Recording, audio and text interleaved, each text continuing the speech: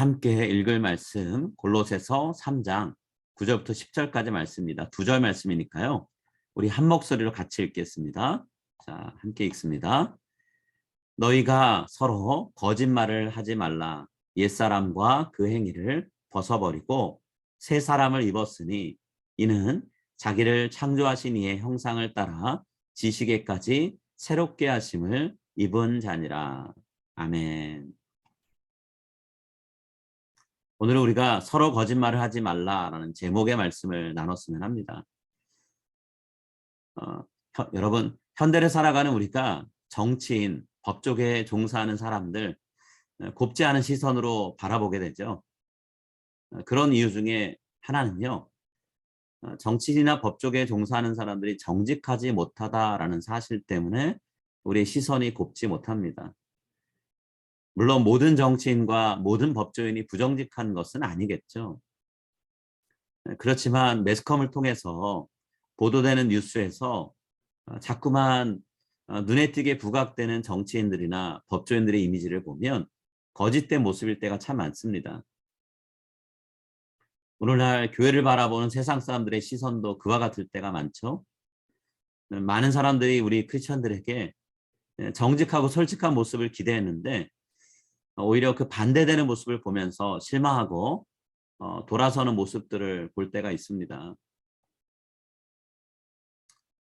한 예를 들어드리면 얼마 전에 한국에서 오미크론 변이 바이러스에 감염된 부부가 굉장히 사회적인 관심을 크게 받게 된 일이 있었는데요. 이 두 부부는 지난달에 나이지리아를 방문했다가 한국 최초로 오미크론 바이러스 감염자가 되었습니다. 이 두 부부가 확진 판정 받기 전까지 정부가 제시하는 방역 수칙을 여러 번 어겼는데요.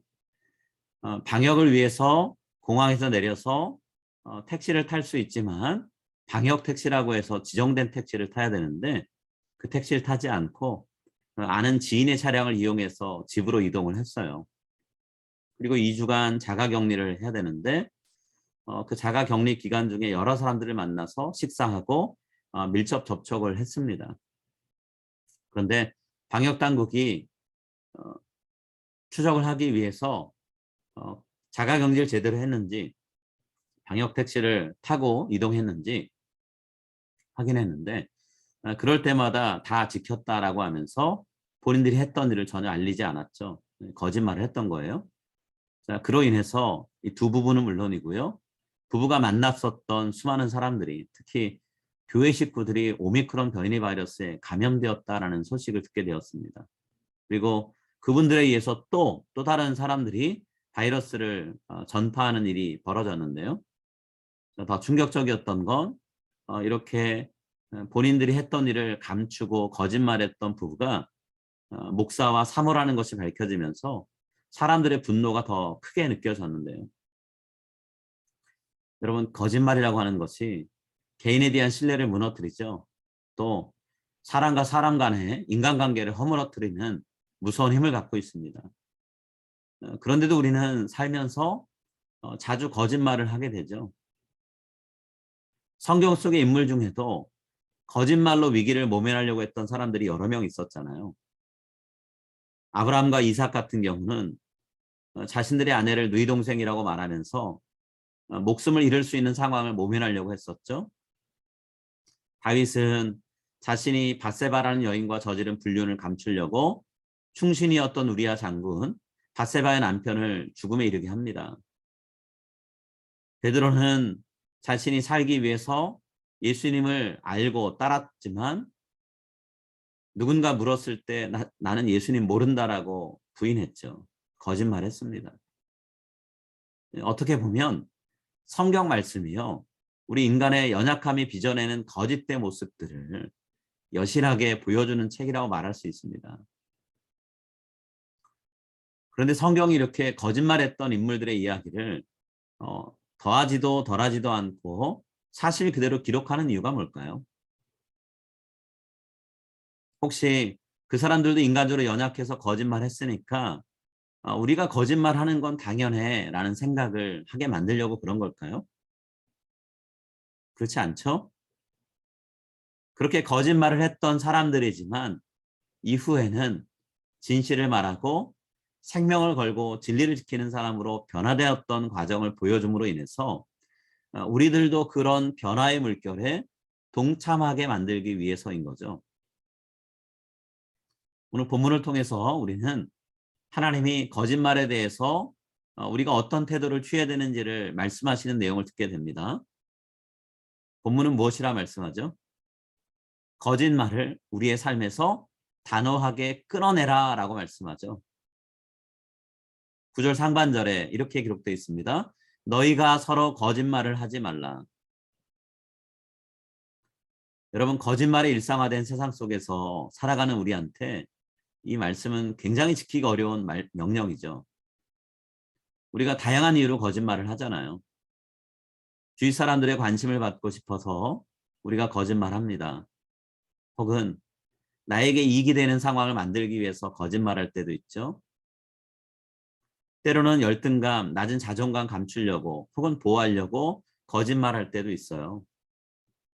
주변 사람들이 나한테 실망하고 내 곁을 떠나려고 할 때 그들을 붙잡기 위해서, 잃지 않기 위해서 거짓말하기도 합니다. 그런데요, 거짓말이 반복되다 보면 나 자신이 한 말에 대해서 죄책감 혹은 후회, 불안을 느끼지 않는 지경에 이르기도 해요. 심지어는 자기 자신이 하고 있는 거짓말을 본인 스스로도 사실이라고 믿기도 한다고 합니다. 또 자신이 거짓말하고 있다는 사실을 인식하지 못하는 지경에 이르기도 한다는 거죠. 그런데 그렇게 거짓말하다가 결국에 진실이 무엇인지 드러나고 나면 인간관계가 회복 불능의 상태에 이르게 된다는 거예요. 수많은 사람들을 만나서 상담했던 정신과 의사 스카펙은요, 그가 썼던 거짓의 사람들이라는 책에서 거짓말하는 사람들을 악한 사람들로 규정했어요. 그렇게 말한 이유는요, 거짓말로 자신을 속이고 남을 속여서 신뢰관계를 허물어뜨리고 인간관계를 해치기 때문이라는 거죠. 건강해야 되는 관계가 무너지도록 만들기 때문이라는 거죠. 오늘 본문 말씀은 예수님 믿는 우리한테 거짓말은 절대로 허용되어서는 안 되는 것이다 라고 말씀합니다. 어떤 이유에서 그럴까요? 9절 하반절과 10절 상반절에서 이유를 밝히고 있는데요. 우리가 그리스도 안에서 옛사람을 벗고 새사람을 입은 사람이기 때문이라는 거예요. 자, 9절 말씀, 10절 상반절 자, 한번 읽겠습니다. 옛사람과 그 행위를 벗어버리고 새사람을 입었으니, 이 표현은 이유를 나타내는 표현이에요. 자, 옛사람, 그 행위 어떤 뜻일까요? 옛사람은 예수를 믿기 이전의 상태, 예수를 믿기 이전의 사람의 모습을 얘기합니다. 달리 말하자면 아담이 범죄한 이후로 죄와 세상과 사탄의 지배를 받고 있는 사람, 그런 상태에 있는 사람을 얘기하는 거예요. 그런데 골로새 성도들이 예수님 믿은 이후로 이런 옛사람의 모습을 벗어 던졌죠. 예수님 믿지 않고 살 때 하던 행동들을 이제는 버리기 시작을 했습니다. 그런 말과 행동들은요, 예수님 믿는 사람한테는 어울리지 않는 옷과 같은 거예요. 그래서 벗었다라고 표현하죠. 여러분, 마귀는 교묘한 거짓말로 사람을 속이는 존재입니다. 요한복음 8장 44절에 그렇게 분명히 써 있어요. 그런데 만약에 그리스도 안에서 살기로 결심한 사람이 거짓말을 한다면 그 사람은 마귀에게 속해 있는 상태인 거예요. 예수님 믿고 예수님께 소속을 바꿨다면, 소속이 바뀌었다면 당연히 우리가 말하고 행동하는 게 달라져야 되죠. 바로 그 얘기하고 있는 거예요. 우리 옛날 소속된 사람으로 살지 않지 않습니까? 우리 이제 새 사람이 되었잖아요. 그럼 바뀌어야죠 라고 말하는 거예요. 새 사람은 어떤 의미일까요? 예수님을 믿고 성령님이 새롭게 하시는 경험을 끊임없이 하고 있는 사람을 얘기하는 거예요. 성경은 이런 삶을 사는 우리 그리스도인들을 새로운 피조물이라고 부릅니다. 고린도후서 5장 17절에 있죠.